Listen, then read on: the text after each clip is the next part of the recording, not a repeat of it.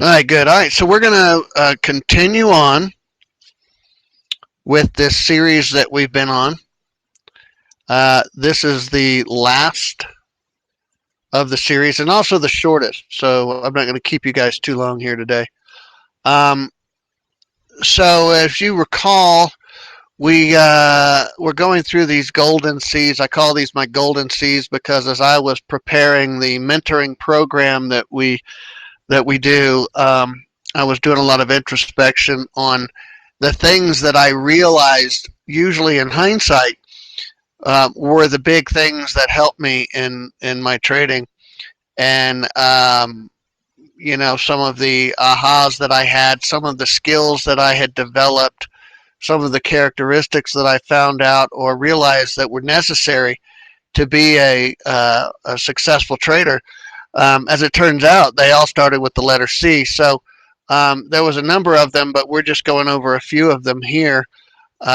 So far, we've already gone over clear the clutter, consistency, confidence, conditioning, capital preservation, and now we're going to go over challenge conventional wisdoms. Okay, so that's a very hard thing for a lot of us to do, particularly when we feel that what we're doing is trying to learn something from people that have already learned it.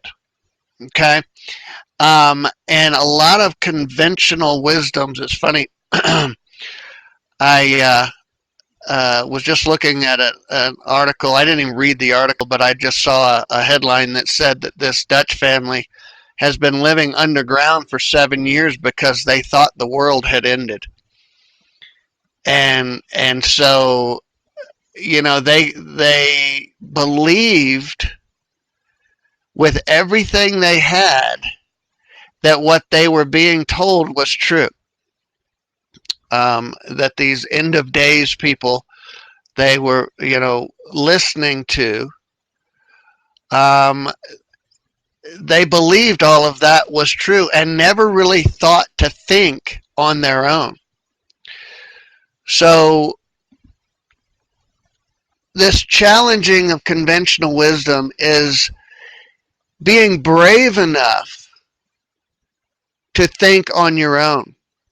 Okay, so conventional wisdom has this property that's analogous to inertia. Okay, and it opposes the introduction of anything that's kind of contrary to what we all generally believe, even to the point of absurd denial that the new information um, is even though there's science behind it or whatever, we still don't necessarily want to believe it because these conventional wisdoms are what we grew up with. It's what we think we understand to be true. You think about things like uh, the people for so long thought the world was flat and you would just sail right off the end of the world, and that was a wisdom.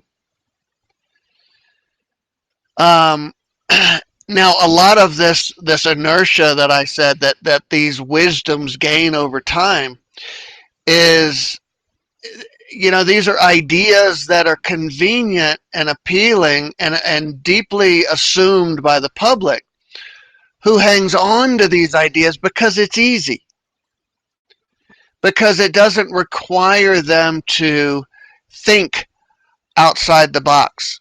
It doesn't require that they come up with their own solutions. Okay? So we're always wanting to find the easy way. All right? We're always looking for a shortcut. And if somebody who appears to know more than we do tells us something, and we hear that same thing from many different sources over a long period of time, what happens? It becomes conventional wisdom, right? Eventually, we will figure out that these ideas don't match reality at all. All right? Now, we're still struggling with these conventional wisdoms in trading, even though we know that things have changed and changed a lot in a very short period of time. And they continue to change as time goes on, as the people with the money make more money and can buy bigger and better computers and hire better programmers and are able to manipulate the markets more and more and more, and the markets are giving them more and more leeway and credits towards being able to provide liquidity to the markets. Okay, so the markets don't want to just dry up because us little retail traders aren't trading. They want the liquidity to be provided to the market. So a lot of these things have changed over time, and although we know that this is happening, we don't feel that there's much we can do about it, so we want to stick to our conventional wisdoms, these statements that keep getting repeated over and over and over again. So you guys have seen me use this in a lot of webinars, this image. And essentially what this image means is that I took all of the conventional wisdoms that that were ingrained in me for 7 years of me struggling with trading, with me trying to learn how to trade from everything I could find on the internet. I could have filled up 50 chalkboards of information that I thought I needed, because everything that I was reading, everything that I was hearing was the same information but being presented to me maybe in a slightly different way. So I was getting all of this information that all of it kept repeating itself. So to me, that meant it was a fact, because I kept hearing it from so many people. Now, when I decided all of this stuff that I'm hearing, all of these wisdoms that I think I'm gaining, all of this information that I'm collecting has made, and this was a big epiphany for me, and I've told you this before. I had one day, and for whatever reason, it occurred to me one day that after 7 years of struggling, that day when I finished my trading, I was no better trader than I was the very first day. Even though I had 12 monitors up, yes, 12, I had information out the wahoo, and I had all these conventional wisdoms that I was following about trading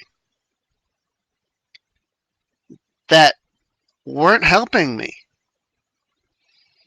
So I decided to just wipe the slate clean. And my intentions were not to challenge conventional wisdom. That was kind of the net result of this exercise that I was putting myself through, this wiping the slate clean, and decided to start thinking on my own, okay? And the reason I did that was because I realized, you know what, I'm a problem solver. This is really what I'm best at in life. As a contractor, I was always hired to solve people's problems. And so that's what I was really good at. And as a small business owner, that's what you become very good at, is problem solving. And I thought, okay, well, that's a skill that I want to bring to trading. And how am I going to do that? Well, first, I got to wipe the slate clean. I got to challenge all of these conventional wisdoms that I was using as fact because I didn't have anything else to go by. So I decided to start thinking for myself. And if you don't do that, if you don't challenge conventional wisdoms, then you must assume that they're all true. Right? I'm here to tell you, don't ever make assumptions about trading. Don't assume that I know what I'm talking about. Don't assume that the YouTube guy knows what he's talking about. Don't assume that the trading guru who has written 5 books has all the answers. If you do, you're just taking a shortcut. All right, so what are some of those conventional wisdoms that I want you to think about? Now, this may have been true. Trend is your friend. May have been true many years ago. Buy low, sell high. We've already covered that there's better ways to make money than buy low and sell high. Those with the most experience know the most. Boy, did I fall for that one. I remember this one guy. He was a pretty good trader in my mind at the time. And I believed everything he said.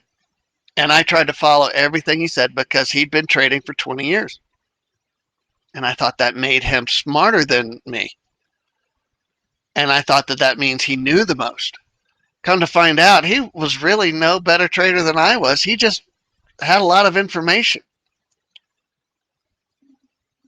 You can never have enough information. Boy, is that something, a conventional wisdom that is absolutely wrong. But it sounds so good. And you hear people repeating it over and over and over again. But you can have too much information. Information does what for you if you're not using it or know how to use it? You get painted into a corner with information. And if you don't use it and use the information to your benefit and regularly, it never becomes knowledge. Okay, so I was a pro at gathering information. What to do with it? Well, I tell you what I did with it. I ended up with 12 monitors because I felt like all that information was important. But the more information I had, the more confused I got. You must be disciplined, or you've got to trade like a machine. And in hindsight, okay, so this seems like a really conventional wisdom, right? You must be disciplined to be a good trader. I think a lot of you would agree with that. But here's the fact, folks. I'm not disciplined at all. I don't give myself the ability to trade outside of my trade plan, or what I call my job description. I don't have to trade like a machine. All I have to do is my job. Just like showing up every day to do your job at work, if you have a job or a profession, just show up and do your job. When I think about being disciplined, I think about people that are on a diet, right? And they want to lose weight, and they walk by and they see a box of donuts, and they have to, they really want the donuts, and they have to convince themselves, I don't want that donut. I can't eat that donut. If I want to lose weight, I can't eat that donut, and it's killing them. But they're trying to exercise discipline to not eat that donut. I don't have that issue anymore.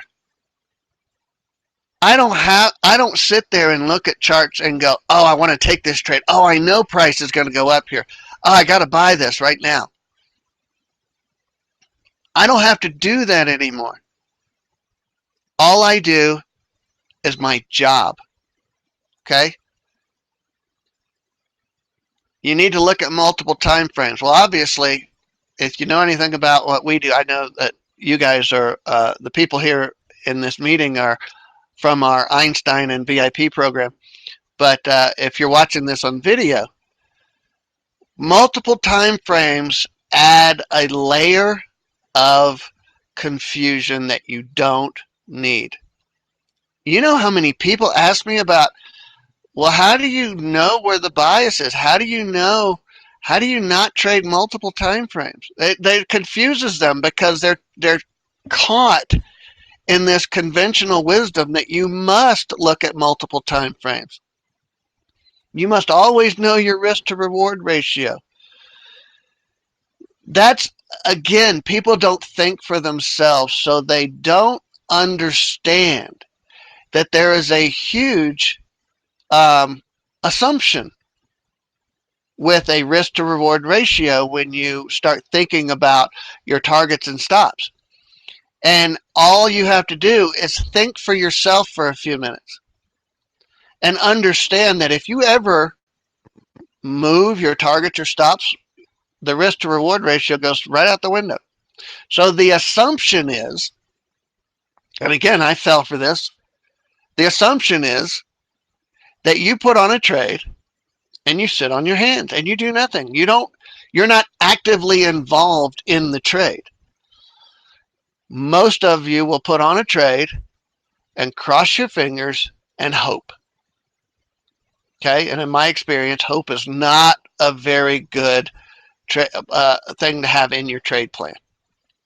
Okay, if you manage your trades, the risk to reward ratio goes completely out the window. Okay, we've all fallen into these assumptions because if you spend any time gathering information about trading, you hear the same things over and over and over again. But these are assumptions. And if you don't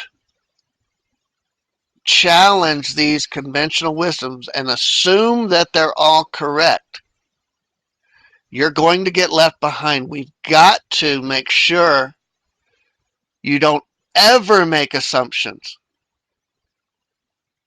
Prove it to yourself. Do the work. If you're not doing the work, then you're taking a shortcut.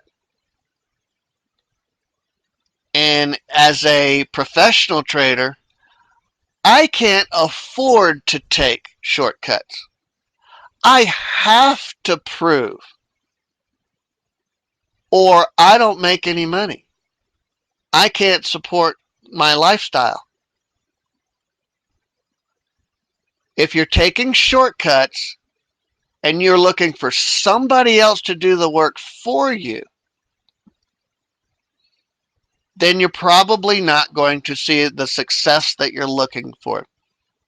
Think about all the assumptions you have about trading and challenge them. All right? Try to prove that they're not true. Most conventional wisdoms in trading are not true, but they've been regurgitated for over 100 years. All right? So we're still using 100-year-old information for these conventional wisdoms, even though we know the markets are extremely different today. You know, we've got not just the big money, the HFTs and the quants and the hedge funds and all these big money guys that manipulate the markets. But what about these guys that are now tweeting, or this guy, the guy, but there are other companies and people who will put out tweets and we watch the markets react. How can you trade with conventional wisdoms when we now have technology like social media that can and will move the markets big time? How can you get in a trade that's going to take you, hours or days when something like that can happen at any time that would totally discount the information that you think you have to place that trade? Okay? To me, it just doesn't make any sense anymore. Think it through. Think about what you think you know about trading and challenge it. It may be true, but challenge it anyway. You'll learn a lot. All right. Any questions?